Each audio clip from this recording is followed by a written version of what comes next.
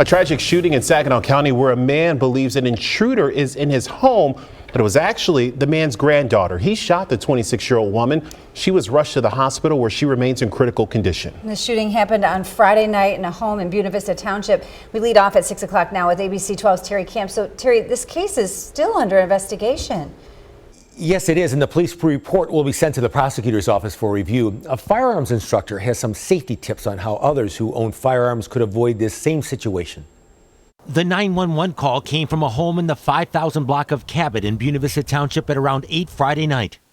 Shot his granddaughter by accident. The .38 pistol, the pistol secured. The male thought the female was an intruder into the home. He's being cooperative. Buena Vista Police Detective Russ Passon says the granddaughter arrived at the house just after 7 with her grandmother. The grandfather and grandmother went to bed. The 26-year-old granddaughter with special needs stayed up. She began to watch some TV out in the kitchen with all the lights off in the house.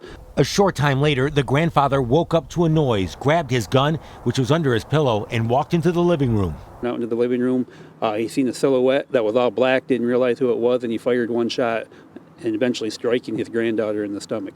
The woman was rushed to the hospital and remains in critical condition. Passon says the grandfather forgot his granddaughter could still be in the house. I personally had a family member involved in a very similar incident, so my heart goes out to everybody. Henry Reyna is a firearms instructor. He says a couple of safety tips could prevent a similar situation. Verbal commands. Hello, who's out there? Can I help you?